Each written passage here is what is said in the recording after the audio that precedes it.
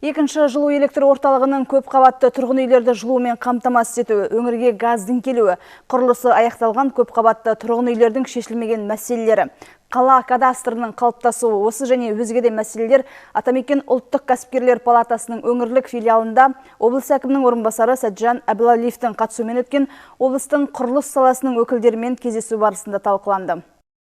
Соңғы жылдары Петропавлда құрылыс қарқын алды. Енді қала тұрғындары жылда пәтер кезегінде тұрып, қолдарына үйдің кілтін алған кезде қыста жылусыз қаламыз ба деп алаңдайды. Бұған басы себеп өткен жылы жылу электр орталығындағы үлкен апат. Былтыр маңызды нысанда күрделі жөндеуге 12 миллиард теңгеге жуық қаржы бөлінген еді. Оның үстіне биыл 3-ші мұржаның құрылысы қолға алынды. Облыс әкімінің орынбасары Сәтжан Әбділәлиевтің айтуына қарағанда, халықтың алаңдауына еш себеп жоқ. Биылғы жөндеу жұмыстары олар әрі қарай жалғасады. Өздеріңіз білетіндей өткенде облыс әкіміне келіп, акционерлер келіп, олармен биылғы жасалатын жұмыстарының жоспарларын анықтаған болатынымыз.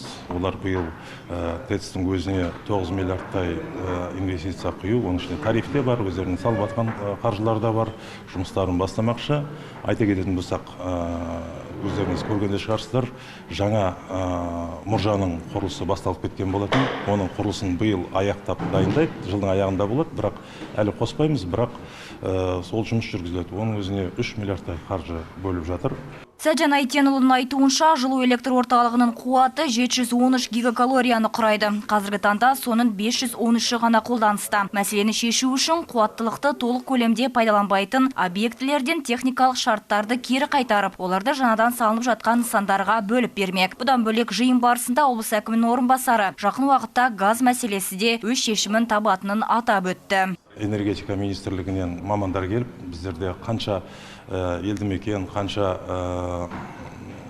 көлемде газ қолдану мүмкін, сол жөнінде ақпараттар жинап кетті. Бүгінгі күні қала жылу системасының жақсарту схемасын қала жасап жатыр.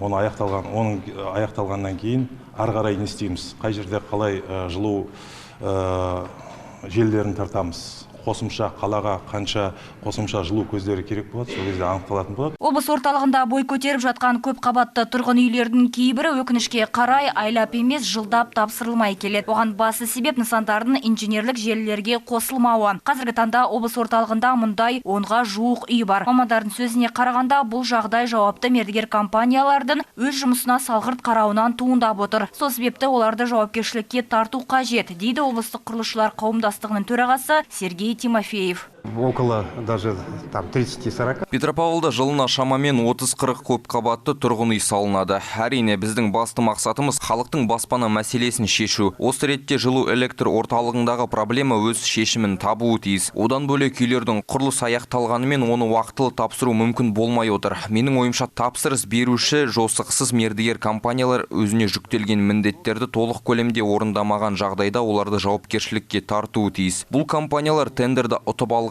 өзге өңірден келгендер. Біздің облыста да бұл жұмысты сапалы орындай алатын кәсіпкерлер баршылық. Соларға тапсыруға болар еді. Бұдан бөлек жиын барысында құрылыс материалдарын шығаратын жергілікті компанияларға қолдау көрсету мәселесі де қаралды. Облыс құрылысшыларының айтуынша, өзге өңірден материал сатып алғанша өзіміздің кәсіпкерлерден сатып алған әлде қайда тиімді. Айгүл Сейілбек, Анатолий Белоног, жаңалықтар қызметі.